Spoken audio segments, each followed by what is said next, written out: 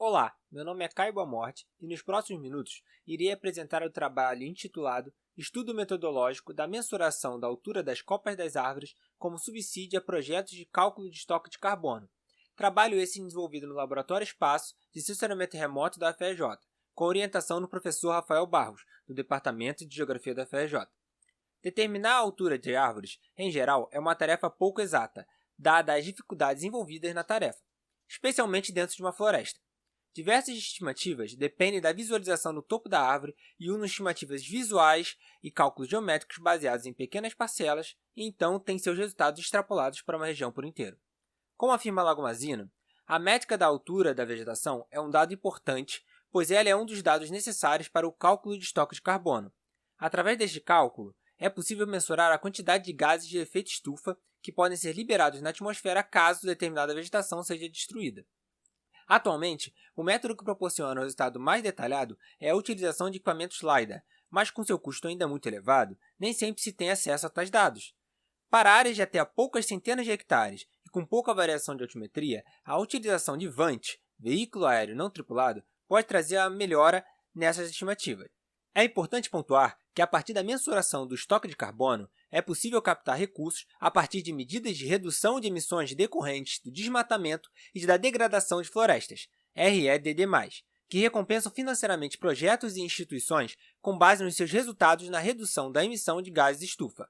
Neste trabalho, o objetivo é elaborar um estudo comparativo entre produtos gerados com a utilização de 3 pontos de controle e 5 pontos de controle, ou Ground Control Points, GCP, a fim de se avaliar a necessidade da utilização de 2 pontos a mais no produto com 5 GCPs. A área de interesse engloba cerca de 3 hectares e pretende-se obter por resultado a estimativa da média da altura das copas das árvores que cobrem o solo nesta área, a partir da diferença de elevação entre o modelo digital de superfície e o modelo digital de terreno estimado, dada a altíssima resolução das imagens obtidas para a composição do modelo.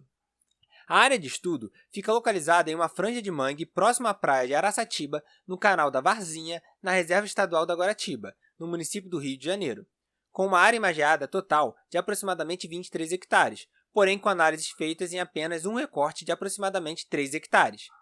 Para realizar esse trabalho, foram usados os seguintes recursos: um VANT Phantom 4 Pro, 2 rastreadores GNSS Trimble R6, alvos, software de processamento Pix4D e eCognition, o sistema de informação geográfica, dados orbitais de precisão para pós-processamento IBGE-PPP, o software de processamento GNSS e o hardware de processamento. Como ilustrado neste fluxograma, este trabalho constitui na coleta de dados primários em campo, processamento dos dados GNSS através do IBGE-PPP, processamento das imagens do VANT no Pix4D Mapper com 3 e 5 GCPs, validação cartográfica dos dados, classificação por geóbia no software Recognition, coleta de dados altimétricos às margens da vegetação através do software ArcGIS, geração do MDT com base nos dados altimétricos coletados com a ferramenta Topo to Raster, subtração dos MDS pelo MDT gerando o MDC e o refino dos dados através da classificação geóbia e, por fim, avaliação dos resultados. A figura atual mostra a localização e a função de cada alvo físico colocado na área de estudo. É importante ressaltar que a distribuição dos alvos tem influência direta da acessibilidade do local. Para obter-se as coordenadas dos alvos com alta precisão, foram utilizados 2 rastreadores GNSS Trimble R6, no modo relativo e cinemático, onde um foi utilizado como base fixa, adquirindo coordenadas por mais de 4 horas, e o outro como unidade móvel, para adquirir coordenadas dos GCPs. Em gabinete, após 15 dias, os dados adquiridos pelo rastreador na base fixa foram processados com os dados de órbita precisa pelo serviço IBGE-PPP. Em seguida, os dados referentes aos demais pontos foram processados em relação aos da base fixa. Com todos os pontos devidamente processados, foi feito então o processamento de todas as 656 imagens de campo no software de fotogrametria Pix4D Mapper. Após o processamento no software de fotogrametria, os dados foram analisados através de SIG para extrair coordenadas planimétricas e altimétricas de pontos de solo exposto, mais próximos possíveis da vegetação, a fim de se obter o maior nível de confiabilidade possível na geração do MDT. Foram no total plotados 48 pontos. Se realizada uma classificação da cobertura do solo antes desta etapa, é possível automatizar e aumentar a plotagem de pontos para a geração do MDT, porém, no caso desse estudo, os pontos foram plotados de forma manual. Como os primeiros resultados, temos a produção de 2 imagens em raster para cada processamento de GCPs, o ortofotomosaico e o modelo digital de superfície. Como análise inicial dos resultados, tem uma validação cartográfica dos produtos gerados na fase do processamento de fotogrametria, obtida através da análise dos deslocamentos verticais e horizontais entre os valores encontrados no MDS e ortofoto e os valores determinados através do GNSS de alta precisão. Dito isso, com base nos pontos de avaliação, foi calculado um erro médio de 13,4 cm na altimetria e 2,7 cm na planimetria. O erro máximo observado foi de 3,8 cm na planimetria e de 18,3 cm na altimetria. Comparando os dois produtos, com 3 e com 5 GCPs, é notada uma perda na precisão e acurácia cartográfica ao se utilizar menos pontos de controle para o processamento dos dados. Porém, essa perda não é o suficiente para considerar a diferença relevante ao ponto de mudar os resultados. A maior diferença foi encontrada entre os erros máximos da altimetria, com uma diferença de 7,8 cm, favorecendo o produto com 5 GCPs. Utilizando os pontos coletados como pontos de elevação, foi possível realizar uma interpolação dos dados coletados utilizando a ferramenta Topo2Raster, presente no software ArcGIS, a fim de se gerar um modelo digital de terreno. Um MDT é um modelo que procura simular o que seria o terreno sem a vegetação ou objetos antrópicos nele, ao contrário do MDS, que retrata a superfície com todos os elementos que a compõem. Sendo assim, se espera então que, se for feita a subtração do MDS pelo MDT, pontos de solo devem apresentar-se com valores próximos a zero e pontos de vegetação com valores positivos. Feito esse processo, é obtido um modelo digital de copas das árvores chamado de MDC. O MDC é um modelo computacional que procura estimar a altura de determinada vegetação e, com isso, obter-se um valor de média. Como pode ser observado nas tabelas, por mais que o modelo devesse ter apenas pixels de valor positivo, por se tratar de vegetação acima do nível do solo, ele apresenta valores mínimos negativos.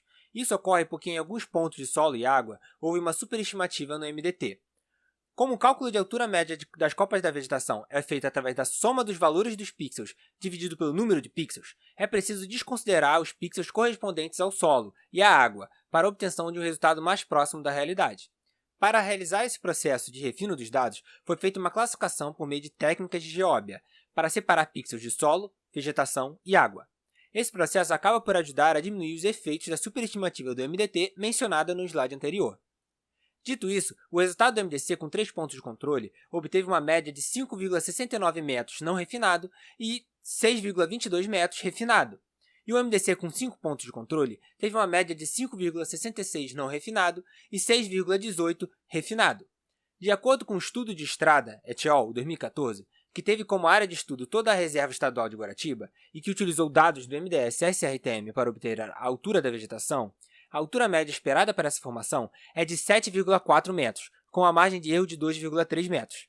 Ainda que os resultados obtidos sejam compatíveis, é preciso ressaltar que o estudo de Estrada foi realizado com o MDS SRTM, que, de acordo com Barros 2016 e Santos 2005, esse dado costuma apresentar erros de 10 a 20 metros.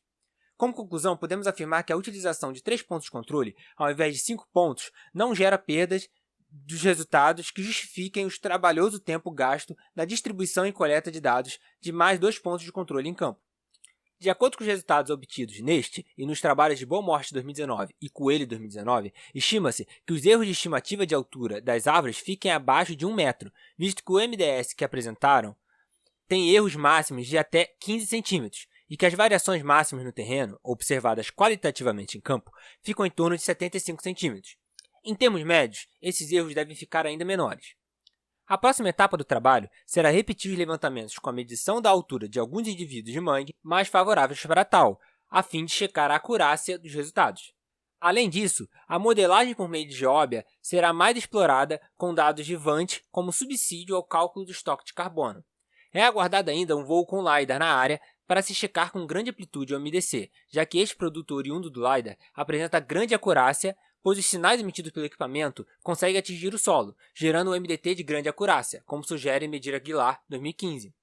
É importante reconhecer que a utilização de VANTs com GNSS RTK embarcados e sensores NI poderiam trazer informações mais valiosas e detalhadas que o VANT comercial utilizado nesse estudo. Uma possibilidade seria a utilização do sensor NIR para a classificação de diferentes espécies vegetais e, em conjunto com a geração do MDC, calcular com alta precisão o estoque de carbono de diferentes ecossistemas. Essas foram as minhas referências bibliográficas e eu gostaria de agradecer a todos pela atenção.